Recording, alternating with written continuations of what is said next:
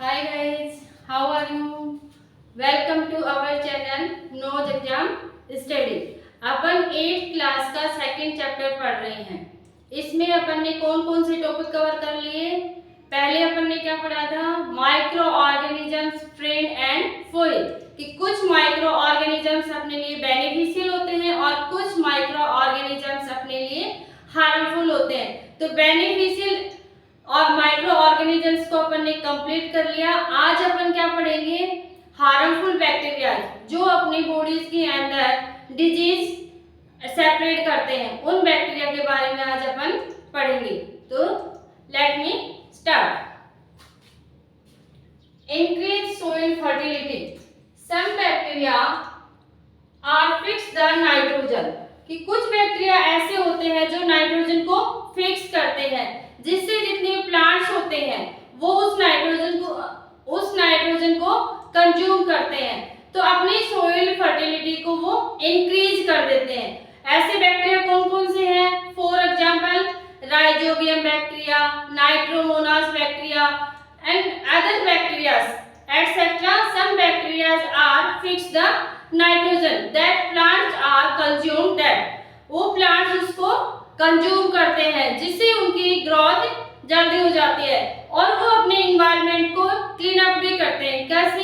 अपन ने पढ़ा था ना कि कुछ माइक्रो ऑर्गेनिजम्स ऐसे होते हैं जो प्लांट्स या एनिमल्स डेड हो जाते हैं, उनको कन्वर्ट कर देते हैं, उनको एज ए मैन्यूर कन्वर्ट कर देते हैं, जिससे वो क्या होती है, अपन उनको खाद की फॉर्म में यूज में ले सकते हैं। तो वो बैक्टीरिया अपने इन्वायरमेंट को क्या कर रहे हैं?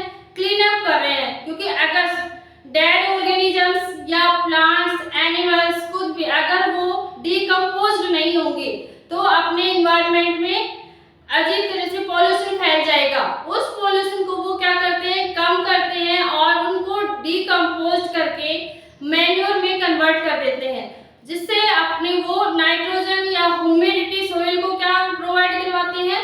ह्यूमिडिटी, जिससे सोइल फर्टिलिटी इंक्रीज हो जाती है। तो अपन ने इस चैप्टर में क्या क्या पढ़ा है अभी तक? माइक्रो ऑर्गेनिजम्स के बारे में। जो माइक्रो ऑर्गेनिजम्स अपने लिए बेनिफिशियल थे, अपन ने उनको कंप्लीट कर लिया है। अपना लास्ट अभी क्या बचा था ये, कि वो सोइल फर्टिलिटी को इंक्रीज कैसे करते हैं। उसके बाद अपन पढ़ेंगे कि हार्मफुल बैक्टीरिया कौन कौन से होते हैं जो अपनी बॉडी के अंदर डिजीज सेपरेट करते हैं। क्लियर? देखो, increase soil fertility, some bacteria are able to fix nitrogen from the atmosphere to enrich soil with nitrogen and increase its fertility. These microbes are commonly called biological nitrogen fixer. आप इनको क्या बोलोगे? Biologically means क्या होगा? क्योंकि ये क्या कर रहे हैं, ये लेग्यूम्स की नोड्यूल्स में पाए जाते हैं, वहां से नाइट्रोजन को फिक्स करते हैं इन्वायरमेंट के अंदर। वो नाइट्रोजन वापस से कंज्यूम कर ली जाती है थ्रू द प्लांट्स उनको लेंगे, जिससे उनकी ग्रोथ अच्छी होगी और अपने इन्वायरमेंट के अंदर पॉल्यूशन कम होगा। क्यों? क्योंकि जितने माइक्रो ऑर्गेनिजम्स हैं, वो डेड प्लांट्स हो, डेड एनिमल्स हो, उनको डिकम्पोज कर रहे हैं और डिकम्पोज करके अपने इन्वायरमेंट को क्लीन अप कर रहे हैं। Clear?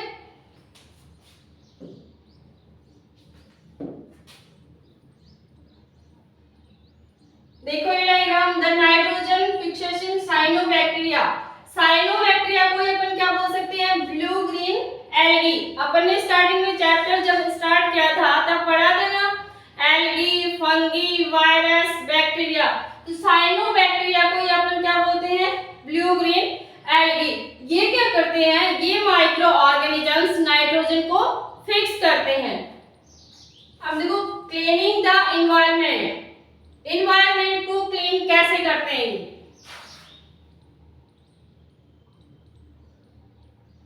Bojo and Paheli had observed that school garden making manure बनाने के लिए वो अपने गार्डन्स में जाती हैं और वहां से क्या लेके आते हैं? 2 पॉट्स लेके आती हैं।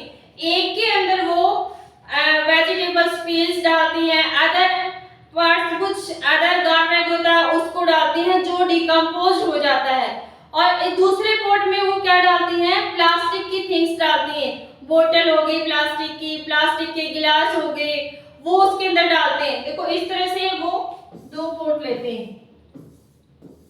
एक के अंदर क्या डाला उन्होंने, vegetables piece,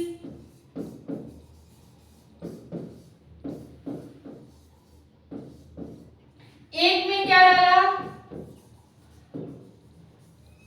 things of plastic like that, glass, बोतल एटसेट्रा। मतलब वो थिंग्स जो डिकम्पोज नहीं होती हैं, जो प्लास्टिक की होती है, वो जल्दी से डिकम्पोज नहीं होती है। तो इन दोनों पोर्ट्स में वो क्या डाल रही है, एक में तो ऐसी थिंग्स डाल रही है लाइक दैट वेजिटेबल पीस होगी या और other dead organisms, dead plants हो गए जिनको अपन डिकम्पोज, जिनको माइक्रो ऑर्गेनिज्म डिकम्पोज कर सकते हैं। सेकंड वाला क्या है, थिंग्स ऑफ प्लास्टिक, मतलब प्लास्टिक की चीजें डाली जाती है उसमें जो डिकम्पोज नहीं होती है। दोनों में वो प्लांट्स ग्रो करवाती हैं, इन दोनों के अंदर क्या करती है, प्लांट्स को ग्रो करवाती है इस तरह से। तो इसके अंदर तो क्या होगा, प्लांट्स को ग्रो जब करवा, दोनों ही पोर्ट्स में क्या करते हैं, प्लांट्स को ग्रो करवाते हैं। इस पोर्ट के अंदर जो प्लांट्स ग्रो करवाया है वो तो क्या होगा, इजीली ग्रोथ हो जाएगी उसकी। क्यों, क्योंकि उसको एज ए मैन्योर न्यूट्रिएंट की फॉर्म में मिल रहा है, उसको मैन्योर मिल रही है। लेकिन दूसरे वाले पोर्ट में क्या था, प्लास्टिक की थिंग्स थी जो कंज्यूम, जो डिकम्पोज नहीं हो रही। डिकम्पोज नहीं होंगी तो इसके अंदर जो प्लांट अपन ने ग्रो करवाया था उसको प्रॉपर वे में न्यूट्रिएंट नहीं मिलेंगे, न्यूट्रिएंट नहीं मिलेंगे तो उसकी ग्रोथ भी अच्छी नहीं होगी। देखो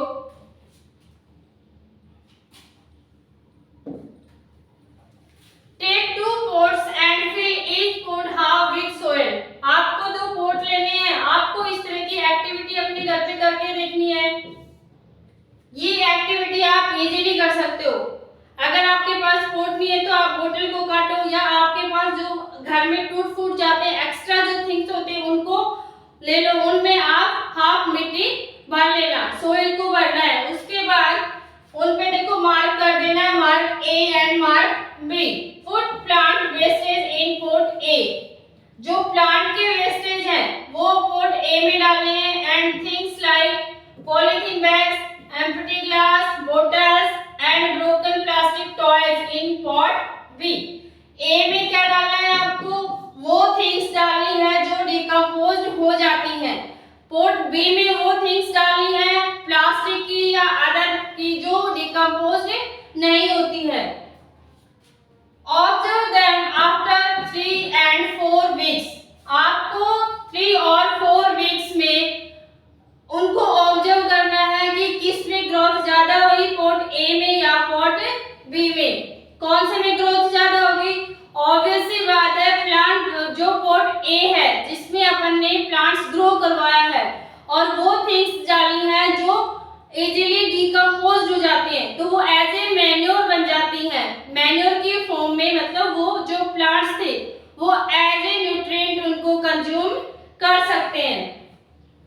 do you have find any difference in content of 2 pots? So what is the difference, क्या डिफरेंस होगा, pot A has been decomposed in this way, the plant wastage have been decomposed and convert into manure।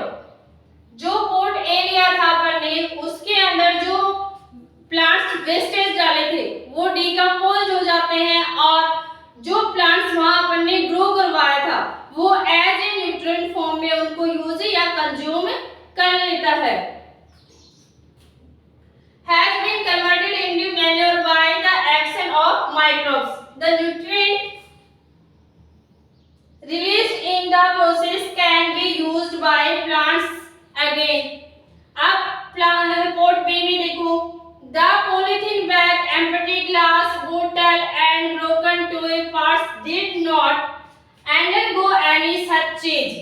उनमें इस तरह के कोई भी change नहीं होते हैं। अगर उनमें चेंज नहीं होंगे तो वो मैन्योर में भी चेंज नहीं होंगे और मैन्योर में चेंज नहीं होने के कारण प्लांट्स उनको कंज्यूम और अगर प्लांट्स को प्रॉपर वे में न्यूट्रिएंट नहीं मिलेंगे तो उसकी ग्रोथ भी अच्छी नहीं होगी।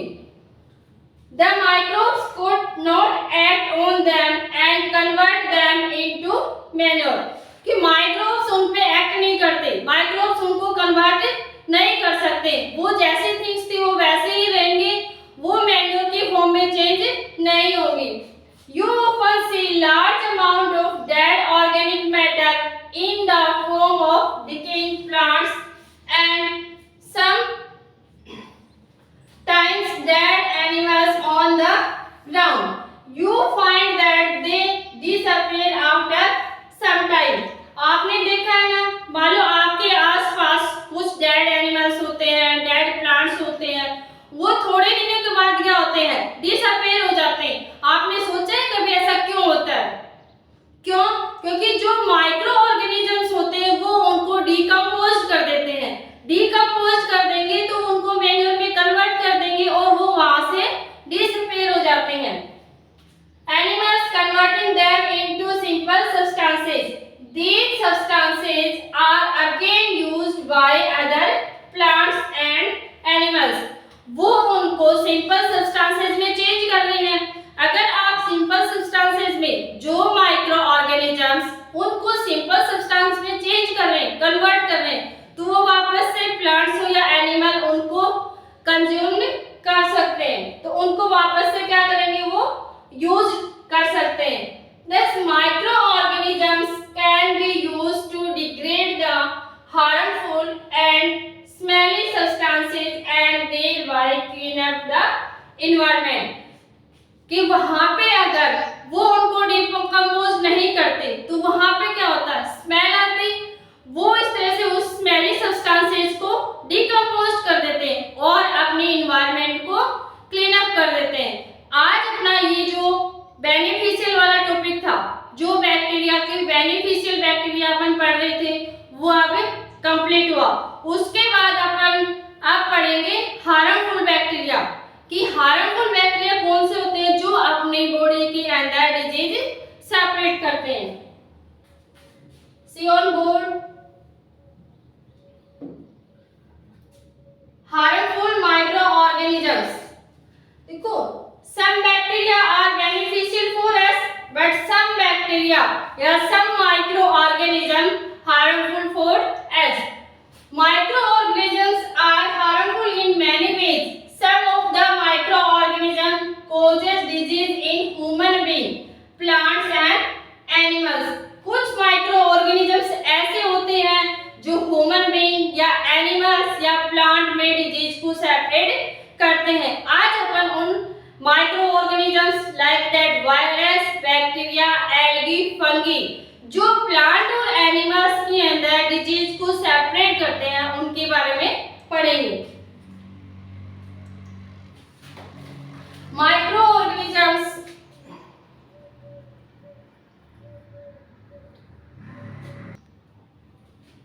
such disease causing microorganisms are called pathogen। देखो, अपन पैथोजन किसको बोलेंगे, कुछ micro organisms separate the disease, जो या तो डिजीज को कोज करते हैं या फिर डिजीज को सेपरेट करते हैं। ऐसे बैक्टीरिया हो, वायरस हो, एल्गी हो, फंगी हो, ऑल माइक्रो ऑर्गेनिजम्स जो डिजीज को सेपरेट करते हैं उनको अपन क्या बोलेंगे, पैथोजन। क्यों? क्योंकि वो डिजीज को क्या कर रहे हैं, सेपरेट कर रहे हैं। तो ऐसे microorganism which are separate the disease, जो डिजीज को सेपरेट करते हैं, that is known as pathogen. वो पैथोजन कहे जाते हैं या पैथोजन के रूप में जाने जाते हैं। उनको आप क्या कहोगे, pathogen. Some microorganism spoil food, clothing and leather। Let us study more about their harmful activities।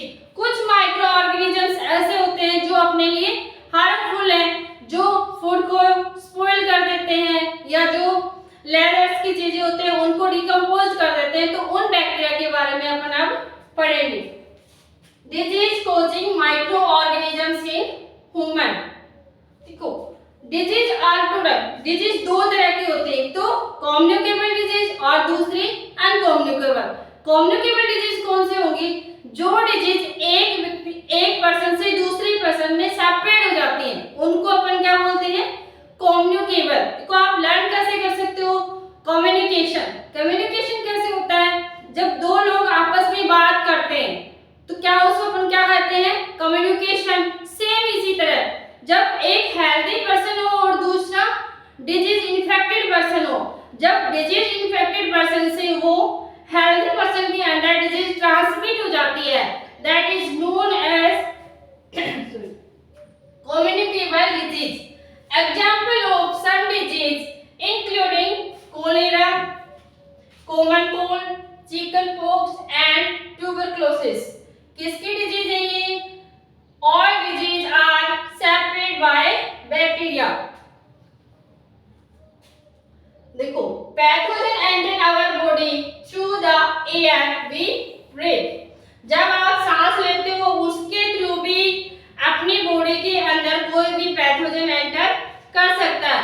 जब अपन वाटर ड्रिंक करते हैं, जब पानी पी रहे होते हैं तो उसके अंदर भी पैथोजन आ सकता है। जब आप खाना खा रहे होते हो तो उसके साथ भी क्या आता है, पैथोजन आ सकता है। There are many ways that pathogen enter our body. बहुत सारे वेज हैं जिसके थ्रू अपनी बॉडी के अंदर पैथोजन आ सकते हैं।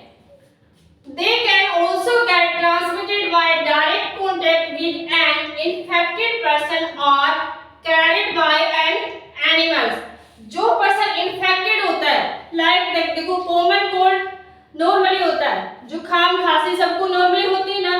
अगर इन्फेक्टेड पर्सन वहां खड़ा है और वो स्नीजिंग छींकता है तो उसके जो वायरस होंगे वो बाहर आएंगे, और जो हेल्दी पर्सन वहां खड़ा है वो वायरस उसमें ट्रांसमिट हो जाएंगे, तो वो भी क्या हो जाएगा, इन्फेक्टेड, वो भी कॉमन कोल्ड से इन्फेक्टेड हो जाएगा। तो इस तरह की जो डिजीज होती है, जो एक हेल्दी पर्सन से जो एक इन्फेक्टेड पर्सन से हेल्दी पर्सन में ट्रांसमिट होती है, वो डिजीज कौन से होंगे, communicable disease. Example of such disease including cholera, common cold, chickenpox and tuberculosis. All disease are such disease including cholera, common cold, chickenpox and tuberculosis. When a person suffering from common cold, sneezing, fine droplets of moisture carrying thousands of virus are separated in the air. जब कोई person common cold से suffering कर रहा है और वो sneezing में छींकता है तो उसके अंदर जो ड्रॉपलेट बाहर आते हैं, उसके अंदर थाउजेंड ऑफ वायरस क्या होते हैं, वहां सेपरेट हो जाते हैं और वो इन्फेक्टेड पर्सन से हेल्दी पर्सन में ट्रांसमिट हो जाते हैं और उसके अंदर भी डिजीज को सेपरेट कर देते हैं। द वायरस में enter the body of a healthy person while breathing and causing infection. कि जो बैक्टीरिया या जो वायरस वहां अपनी इन्वायरमेंट में आ गया, वो तो जब अपन सांस लेते हैं उसके साथ अपनी बॉडी के अंदर एंटर कर सकता है, जब आप पानी पीते हो उसके साथ एंटर कर सकता है, जब आप खाना खा रहे होते हो तो उसके साथ एंटर कर सकता है। देयर आर मेनी वेज, बहुत सारे वेज ऐसे हैं जिसके थ्रू वायरस अपनी बॉडी के अंदर एंटर कर सकते हैं और वो वायरस अपनी बॉडी में एंटर करते ही उस डिजीज को सेपरेट कर देते हैं।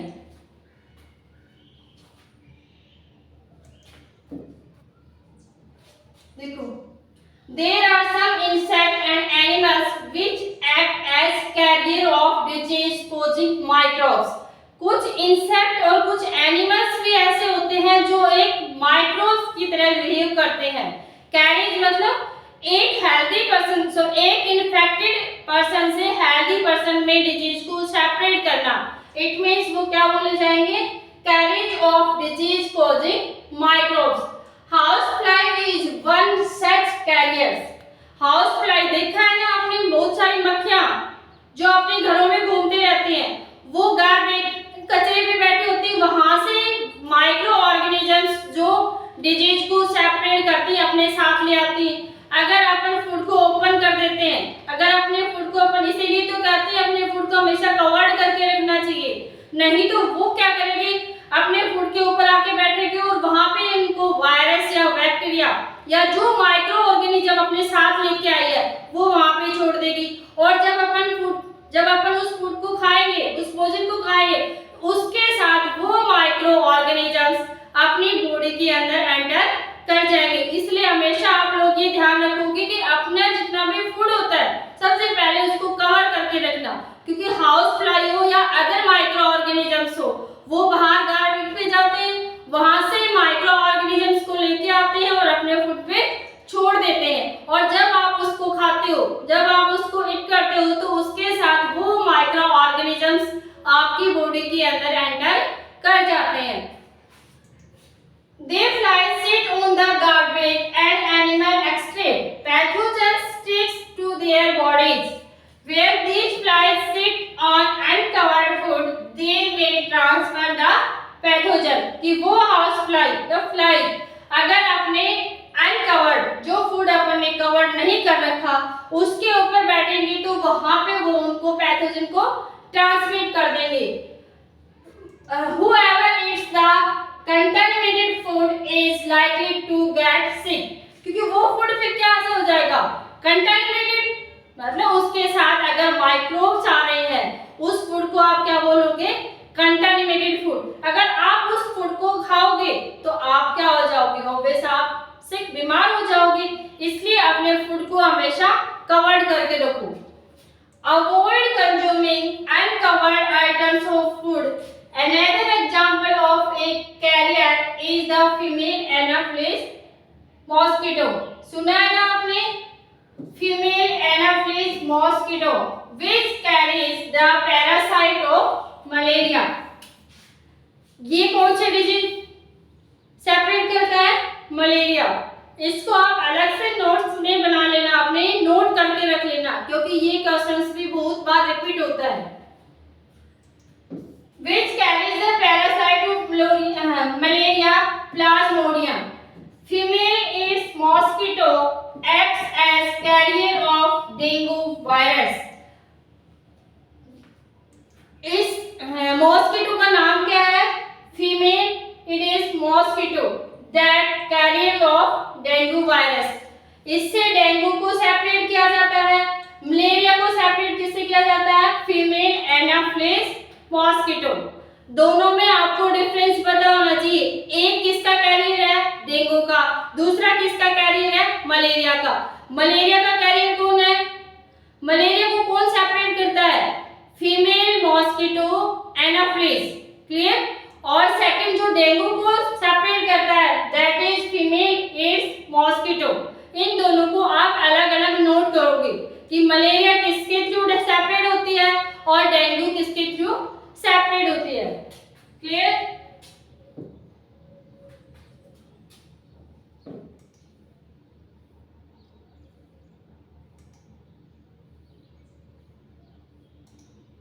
देखो, some common human disease caused by microorganism. कुछ ऐसी डिजीज है, कुछ माइक्रो ऑर्गेनिज्म की ऐसी डिजीज है जो ह्यूमन बीइंग में सेपरेट होती हैं। ट्यूबरकुलोसिस, बैक्टीरिया, मैंने आप लोगों को वायरस की ट्रिक लास्ट वाली वीडियो में करवा दी है। अगर आपने नहीं देखी है तो लास्ट वीडियो को आप देखो, उसमें मैंने वायरस की पूरी ट्रिक करवा रखी है कि वायरस से कौन कौन सी डिजीज सेपरेट होती है। वो थ्रू ए ट्रिक मैंने आप लोगों को लर्न करवाई थी। अब अपन इसमें बैक्टीरिया की और लर्न कर लेते हैं कि बैक्टीरिया के थ्रू कौन कौन सी डिजीज सेपरेट होती हैं। आप लोग कैसे लर्न करोगे इसको,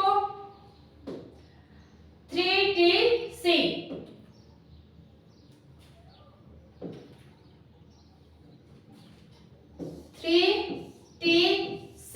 क्लियर। टी टिटनेस,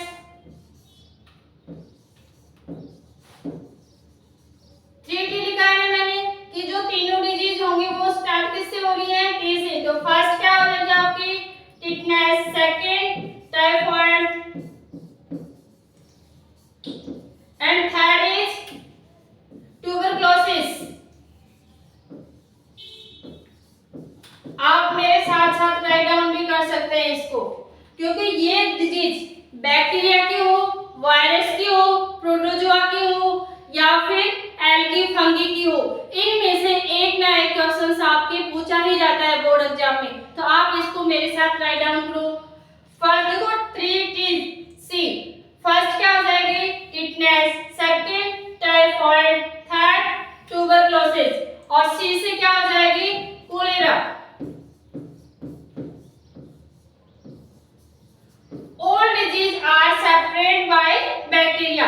ये चारों डिजीज किसकी है बैक्टीरिया की। First tetanus, second typhoid, third tuberculosis and fourth cholera. ये सारी डिजीज किसकी है बैक्टीरिया की। क्लियर।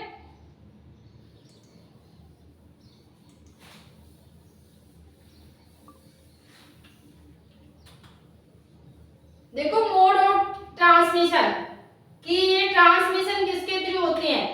ट्यूबरक्लोसिस इसको कॉजेस कौन करेगा बैक्टीरिया। मोड ऑफ ट्रांसमिशन क्या रहेगा इसका एयर। प्रिवेंटिव मेजर्स जनरली आप इसको प्रिवेंट कैसे कर सकते हो, कैसे रोक सकते हो। Keep the patient in complete isolation.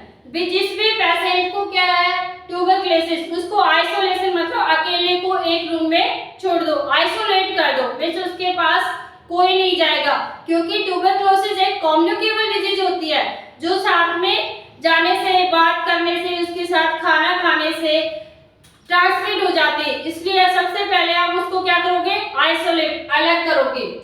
Keep the personal belonging of the patient away from those of the others. कि जिस भी पेशेंट को ये ट्यूबरक्लोसिस है उससे आप उसको अलग रखो। Vaccination to be given at suitable age. और थर्ड प्रिकॉशंस आप क्या कर सकते हो उसको वैक्सीनेशन दिलाओ। सुटेबल ऑफ एज मतलब उस जिस एज में वो है उस एज के अकॉर्डिंग उसको वैक्सीनेशन दिलाना चाहिए। सेकंड क्या है मिजल्स। इसकी किसका है वायरस। वायरस की जितनी भी डिजीज है वो अपन पढ़ चुके हैं, लास्ट वाले वीडियो में आप इसको देख सकते हो। मोड ऑफ ट्रांसमिशन क्या है एयर। ये भी किससे फैलेगी एयर से। और प्रिकॉशंस क्या है इसके सेम जो अपन ने ट्यूबरक्लोसिस के प्रिकॉशंस पढ़े थे सेम वही किसकी है वायरस वाले के। सेकंड देखो चिकन पॉक्स। ये भी किससे ट्रांसमिट होता है वायरस से। एयर कांटेक्ट मतलब या तो वो एयर के थ्रू ट्रांसमिट हो जाएगा या फिर अपन किसी अदर पर्सन से कांटेक्ट करते हैं तो भी वो ट्रांसमिट हो जाता है। पोलियो ये इसकी कॉजिंग माइक्रो ऑर्गेनिज्म कौन है वायरस। ट्रांसमिट किसके थ्रू होगा एयर और वाटर। पोलियो ये प्लस पोलियो अभियान जो चल रहा है उसके अंदर आप लोग अकॉर्डिंग टू एज आपको हमेशा वो पोलियो की ड्रॉप्स ले लेनी चाहिए ताकि इन फ्यूचर आपको ये डिजीज ना हो। फिर क्या है कोलेरा किसके थ्रू फैलेगा बैक्टीरिया। ट्रांसमिट मोड क्या है water and food. Typhoid bacteria water. आप इनके प्रिकॉशंस कैसे कर सकते हो।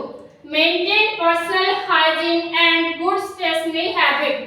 अपने आप को पर्सनली आप हाइजीन रखें मींस अपने आप को हमेशा जो इन्फेक्टेड पर्सन होता है फर्स्ट तो आप क्या करोगे उससे दूर रहोगे। सेकंड अगर आप खुद इन्फेक्टेड हो टाइफाइड से तो आपको स्पेशली हाइजीन रखना है। तो अपने आप को हाइजीन करके रखना है, बार बार उन चीजों को अवॉइड करना है जिससे माइक्रो ऑर्गेनिजम्स की ग्रोथ होती है, उन चीजों को आपको अवॉइड करना है।